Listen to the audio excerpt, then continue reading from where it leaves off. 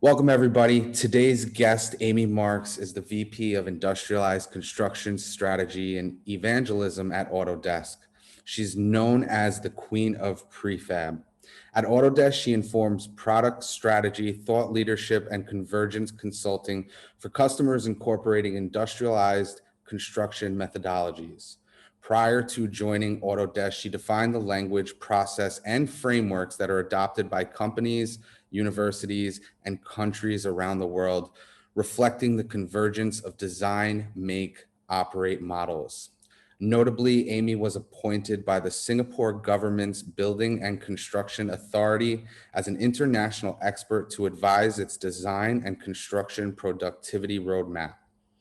Her thought leadership and tenacity leading alongside the government and industry resulted in unprecedented change and innovation, catapulting Singapore to worldwide recognition in the industrialized construction space.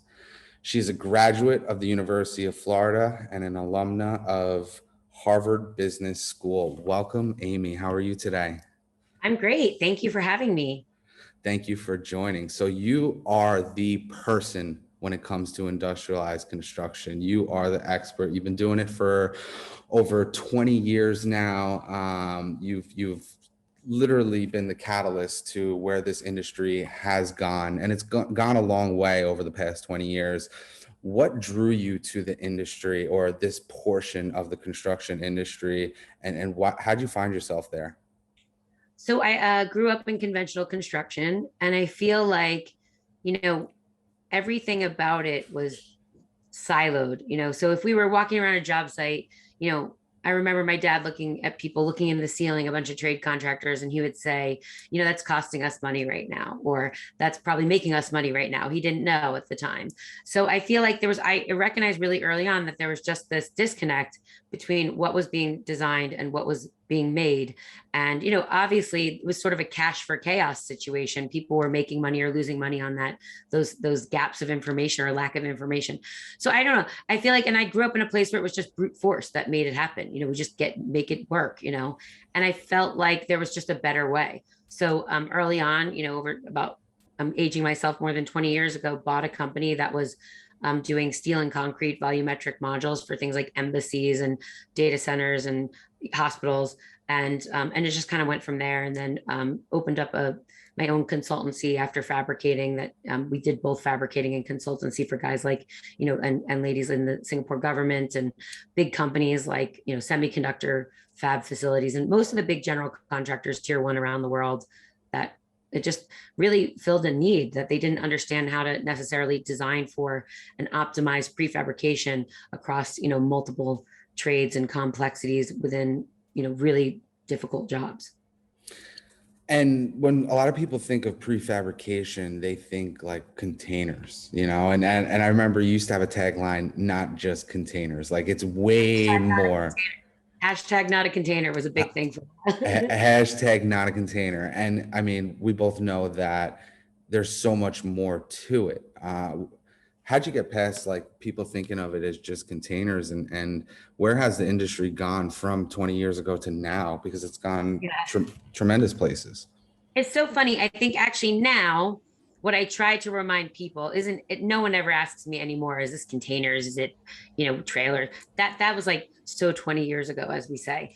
Now I think what people have to recognize is that, consultancies like McKinsey have actually reported that over the next like 10 to 13 years, almost half of everything in the $14 trillion ecosystem that we're a part of is moving towards industrialized construction. So, and when I say that, think of $1 billion hospital. If half of it is built in a factory, the other half has to accept it and understand, it's not like it's one big chunk and one other chunk. It's all interstitial spaces and things that are worked in.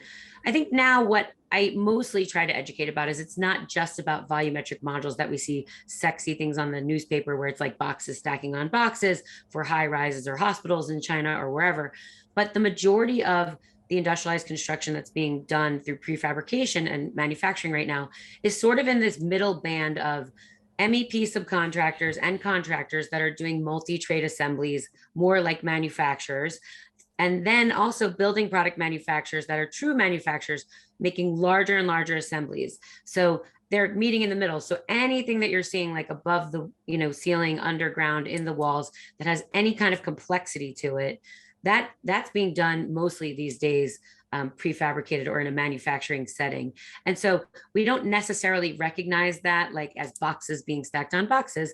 I think, the true definition of industrialized construction is really applying manufacturing techniques to the entirety of the built environment cycle. So I think that's more of what I'm educating people about, that you could see a building in a city and think it's not prefabricated, and 60% of it is prefabricated or manufactured because of the MEP and the manufactured building products that are in it.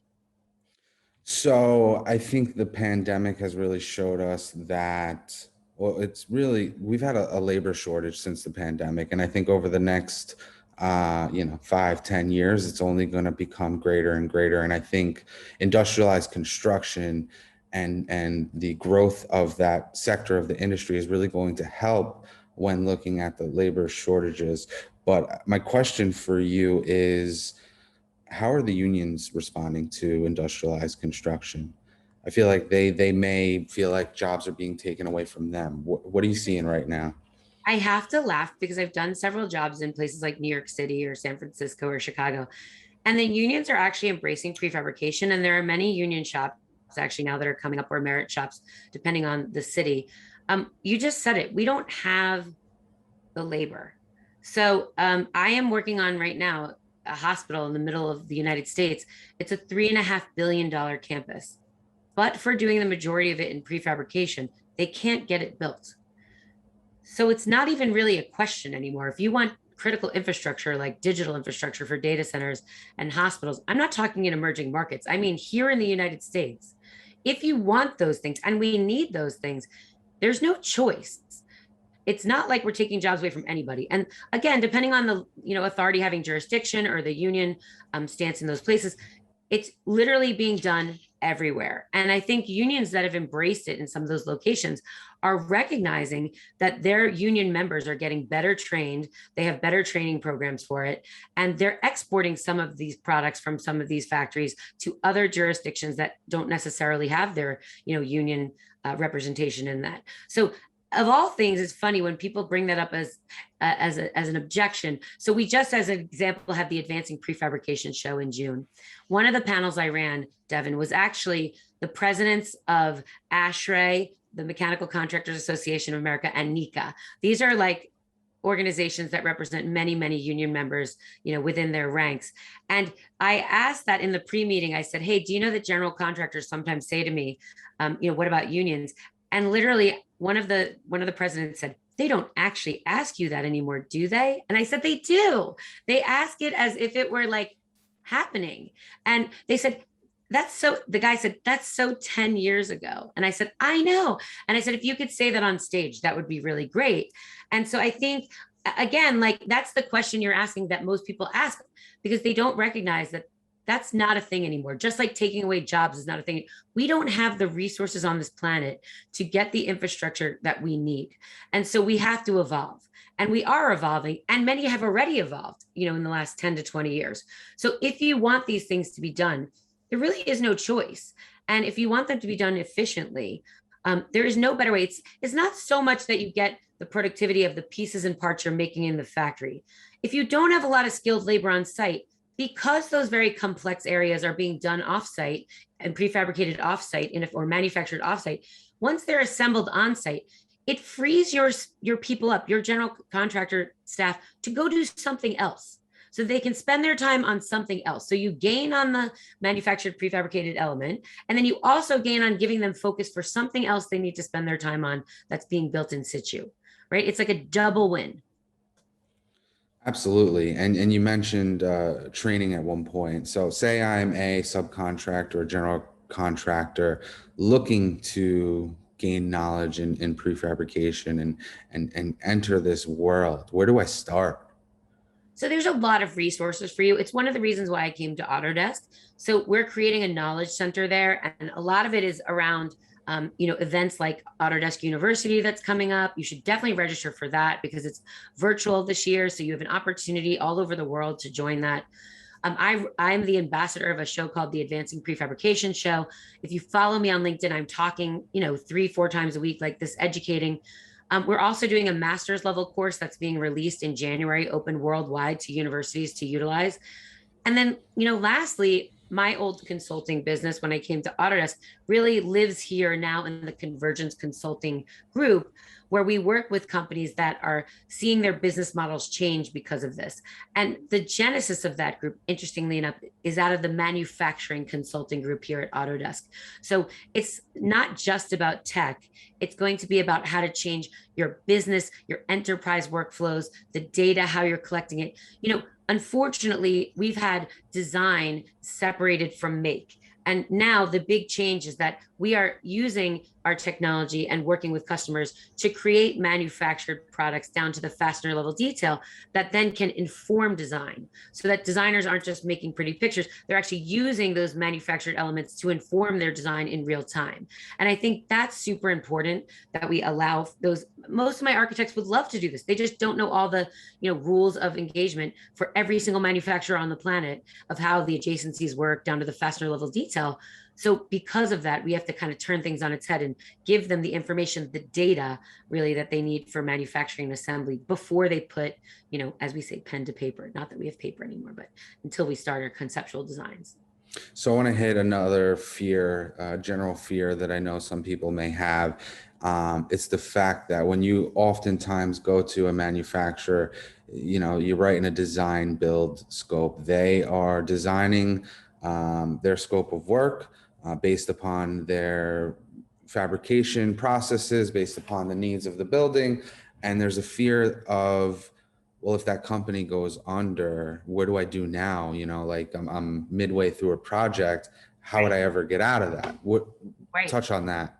What do you do when a HVAC contractor goes out of business in the middle of your project? You have stored materials that you own. You take those materials and you take them for yourself. You find another contractor and you move forward. Many of these, first of all materials that are being utilized in prefabrication or manufacturing are materials. It's not like they're plastic pieces and parts that you can't replicate. It's not like there's some space stage thing that nobody, even not 99.9% of them, let's say, right? So, I've had when I was a fabricator, modules picked up from other fabricators, brought to my shop, finished out and sent out to the job, just like instead of going to the job site, getting another person there.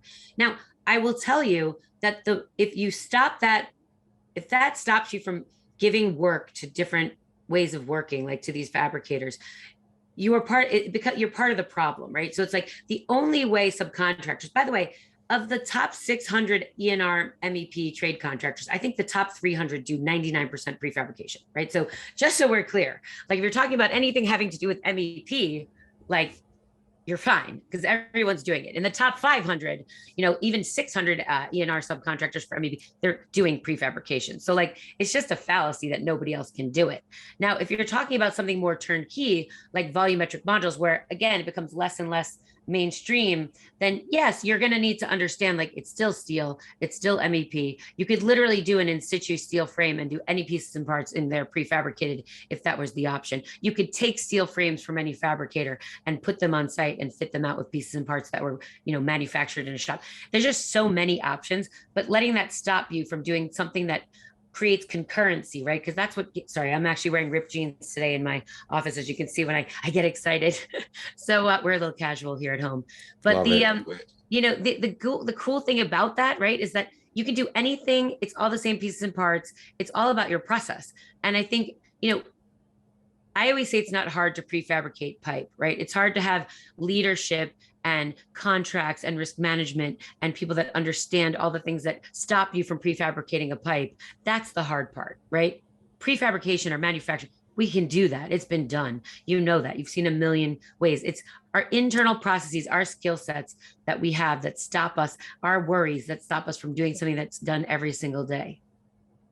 Now, do you see any fears when it comes to financing projects? The banks are a little bit cautious approaching a prefabricated project just because they might be the first time they're doing it. Or are we past that? Is that 10 years ago also and people get it? That's probably not 10 years ago yet, right? So I would say banks are funding jobs every day that have manufactured prefabrication in them all the time. They're just typically done through the people and contractors that you don't think of as fabricators, right? Like I just said, you would never think of the top 300 MEP contractors as fabricators. They all are, right? So MEP Force is coming up, a big show that I do every year with all MEP, contractors. They all fabricate. So that'd be like saying no jobs on this planet have ever funded fabric. Of course, every job, every big job ever that has any kind of MEP in it has funded a job that has prefabrication in it. The ones that are a little bit more difficult that I think you're referencing are the ones that in totality are turnkey prefabrication from one vendor, right? That is, and again, we think of it because it's the stuff that we see on the front page of the newspaper, right? But it's not necessarily what's actually getting done in the majority of the times.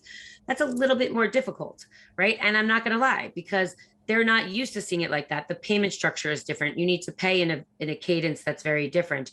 However, I think there are countries out there that are leading the charge, like the UK and Singapore, and even in places like Australia, that are creating different kinds of insurance and risk management profiles, different kinds of financing programs when you want to do that very specialty thing.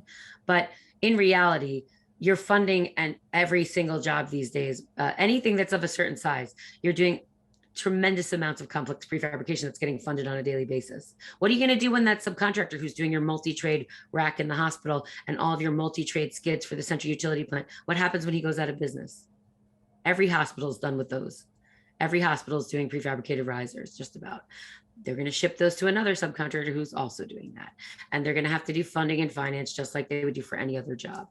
I do think there's room, though, for growth in the insurance and finance areas for specialty products that honestly should be better because you have less people on site. You have a safer environment. You should be getting benefit as the general contractor or the owner, just like they did for OSIP. There should be a better product out there for when you're removing that risk off site to an offsite location.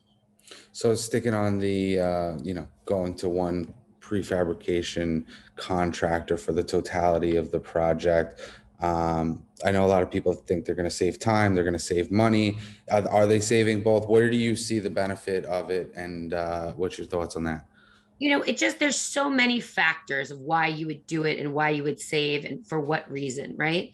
So you just said one, we don't have a lot of skilled labor on site. There's a reason that estimates are called estimates in construction. They're not real. If you look at any kind of number and any kind of study that's ever been done on estimates, the chances of you hitting those numbers are very low, right? Why? Because we're making those estimates on things we don't actually know how they're made. When we make those estimates, we don't know who's making it and how they're made, and down to the fastener level detail, right?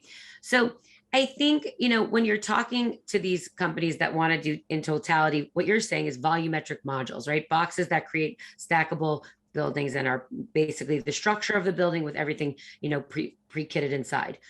I think you have to recognize that most of the time, when I work with somebody, a consultant for the very first time, I want to shoot for cost neutrality, for a cost target. So target value design, right? Let's come up with a number that we know we want to pay, and let's shoot to design things as criteria to that number based with this manufacturer. That's important. There is no comparison, right? So this notion of like, would it be cheaper if I did this or that? I always say when I consult in my group, I always say, stop asking me if it's cheaper, because it's not comparing it to something that's real. Like, let's take that hospital, for example. I just said that can't be built, but for prefabrication, the $3.5 billion, $4 billion campus. Why would I compare that to what I could build on site if I can't build it on site? It doesn't exist. It's like saying I would like an Amy Marks phone. Well, Amy Marks doesn't make a phone. How much cheaper is it than my iPhone? It doesn't really matter. I don't make a phone. It's impossible for me to manufacture a phone. So you have to kind of look at things like, we're asking the same questions we get paid for as general contractors. That's been our skill set, right? It's like, here's my drawing. How much does it cost? What's the cheapest way to do it? Those days are over. By the way, general contractors, if you're not paying attention to the McKinsey report, it basically says you're going to not be in business in the next 10 years unless you adjust your business model to be more like either a manufacturer or a systems integrator of these pieces and parts. Hear me clearly. You will not exist on this planet unless you adapt and adjust your business model. It's not my opinion. It is literally based in the numbers there. So when you look at those charts, so you have to know that in the new world of convergence, where you are now looking at as an integrator of these pieces and parts, You don't utilize the same processes and the same skills and ask the same questions anymore. You're trying to make that integration as easy as possible, as quickly as possible, as seamless as possible. So if you're new to this for the first time, first go seek some advice and counseling, because no one does anything almost for the first time ever on this planet. Somebody on this planet has done it before. And in construction, our egos make us think that's not true, but it is. Go find somebody who's done it. And secondly, you want to shoot for neutrality, cost neutrality, schedule neutrality, certainty. I'm always looking for certainty. Certainty is better than savings. My big customers will tell you that certainty is always better than savings. Opening up a building, a hospital 3 weeks early is not good either. They're not ready for that. They're not mobilized for that. They're not ready in a hotel to start booking rooms anyway. So it's like certainty is better, always than savings. And so shoot for neutrality, shoot for a realistic target and stick to that. Design to that target, schedule to that target. We have real-time capacity planning for production with, geolocation tracking. There's lots of things that can get you more certain, right? There's lots of tech and processes. But when you're new, you can't expect the first time you do something to be exponentially better than what you've been doing for the last 100 years. That's like saying you're a football player, and unless you're Tim Tebow and you're going to play baseball tomorrow, you're going to be Babe Ruth. You're not. Maybe Tim Tebow's not even Babe Ruth. I'm a Gator, so go Gators. But like even Tim Tebow can't be, like Babe Ruth the first day out, right? He's got to practice a little bit. He's got to figure out how to do this versus football. You can't do that. Even the best of the best, the elites of the elite can't be as good as they are the first time out the door. It takes practice. Absolutely. Absolutely. So outside of the volumetric modules, there's a ton of other options, like things that you don't even realize that are out there. And you've started touching on some of them. Can you just tell us, like, what are the new stuff you're seeing? What is stuff that's really exciting you? What are you loving these days? God, I love so many things. Like, I think, well, we know each other. So, I'm like completely obsessed with this all the time. I think actually it's funny. I'm less excited, not less. I love all the physicality of like industrialized construction houses many different things, right? So it's about tech, like IoT sensors and big data and analytics. It's about building information modeling as foundational elements, design, what we were saying, in design, that data that informs informs design with manufacturing and assembly. There's like the physicality of things that are exciting. I mean, listen, OR rooms, those are amazing. Anything in hospitals. I love any piece parts in hospitals, any elements in hospitals that are MEP risers, racks, nurse call stations, bathroom pods. And any kind of central utility plan. I always look for anything that's cellular in nature, like repeatable or really heavy MEP stuff. I'm really excited about new things that are actually, especially things that are like cleaning themselves now, like especially in OR ceilings and things, HVAC systems. I just saw, interestingly enough, some cool stuff of HVAC systems being built into panelized exterior wall, just cool stuff, right? But cooler than that, I think the tech that's going to enable all that, the way in which we're looking at manufacturing software like mechanical CAD and things like Inventor and Fusion that are letting us design things down to a faster level detail, all those pieces and parts I just said, creating a way that you can use those parametric models, right? Those scalable with rules-based parametric computational design models, and how those are actually informing designers to use real things and then apply tech algorithms to make the right arrangement of those things so that they get the outcomes for their owners and for the businesses they're looking for. The tech that's attached to these pieces and parts, it's like that piece part that I said I'm so excited about.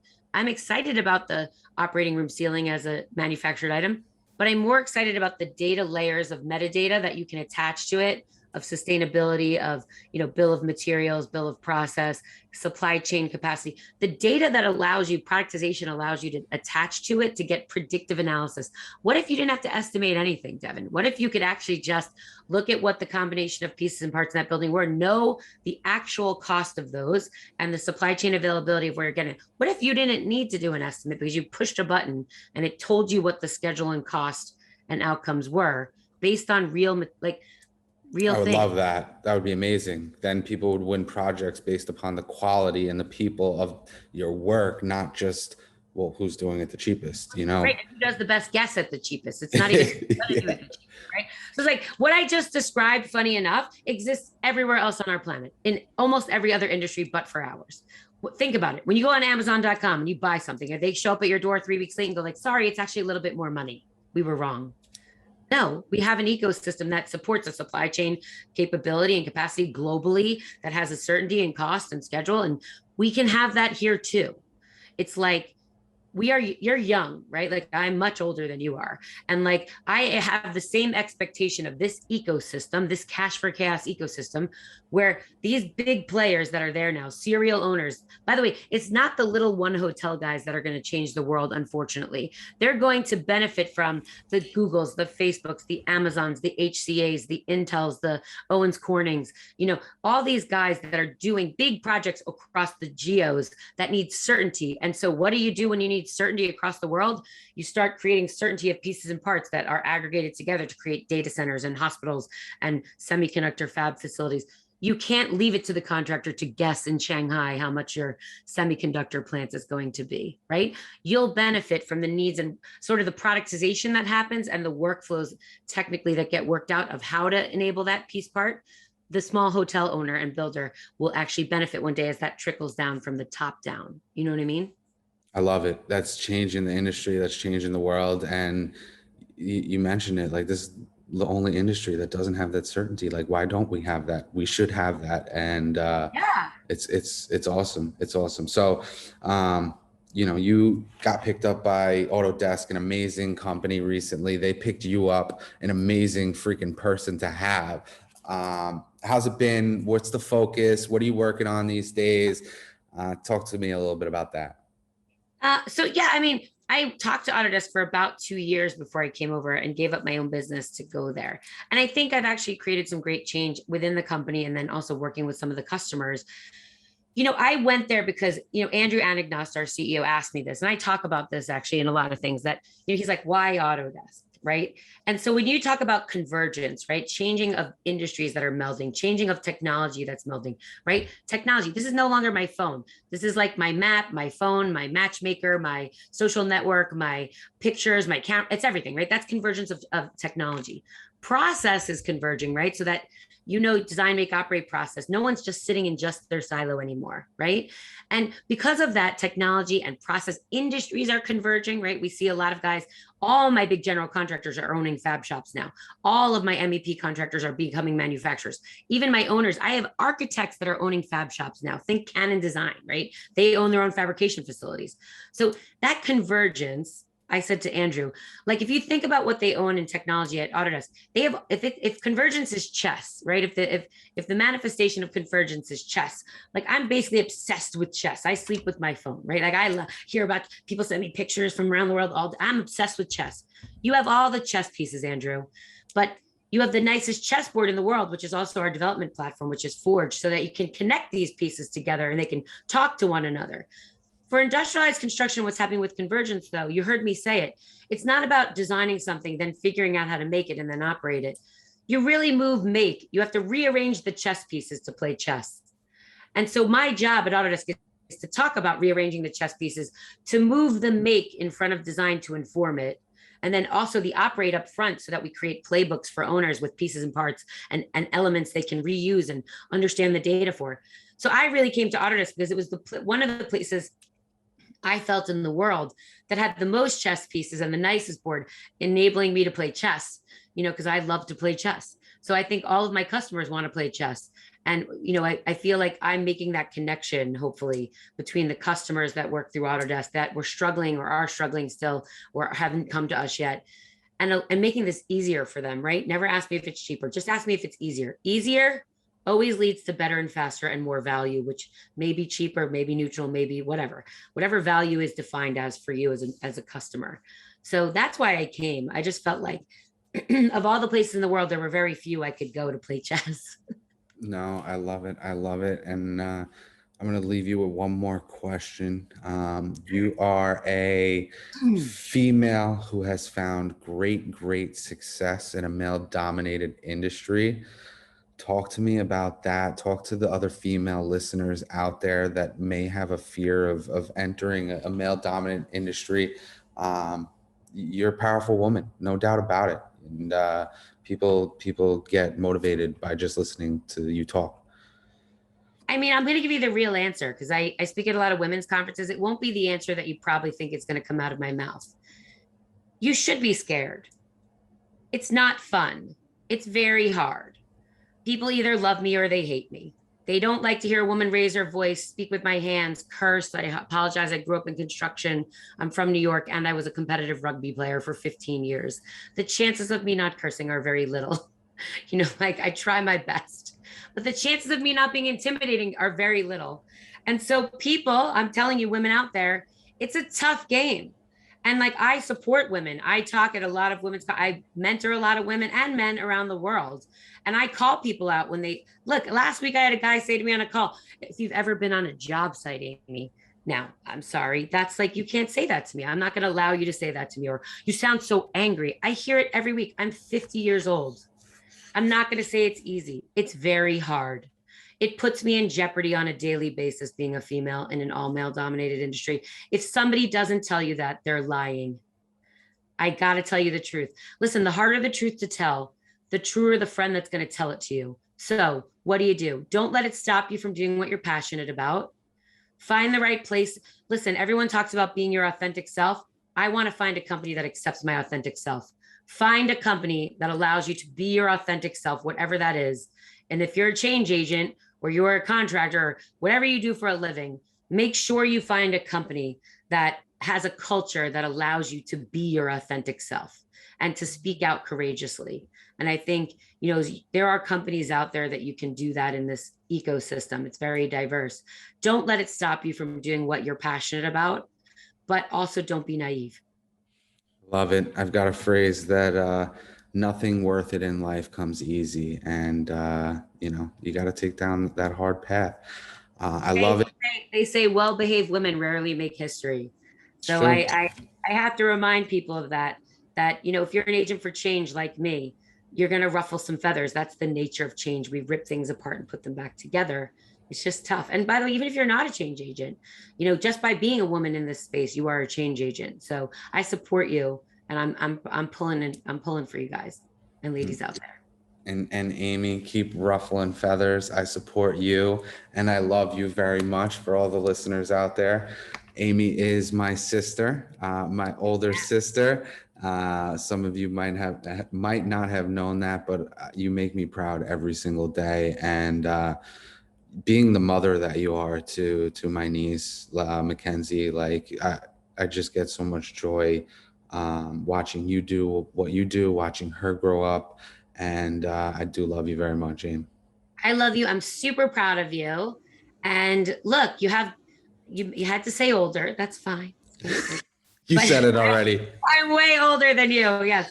But yeah, and honestly, besides being my brother, we need people like you in this space. We need younger people that have a diverse perspective that are going to challenge us to do better things, right? Like you challenge me every day to be a better person, to be a better sister, to be a better mom, godfather of my child. Like honestly, you're challenging people out in the world to just be better and to do things differently. And so diversity and perspective we need. So I love you too. Mackenzie loves you. We all love you, Devin. And I'll come anytime to help you or any of your customers, obviously. Thank you so much. This was awesome. And thanks. Thank you.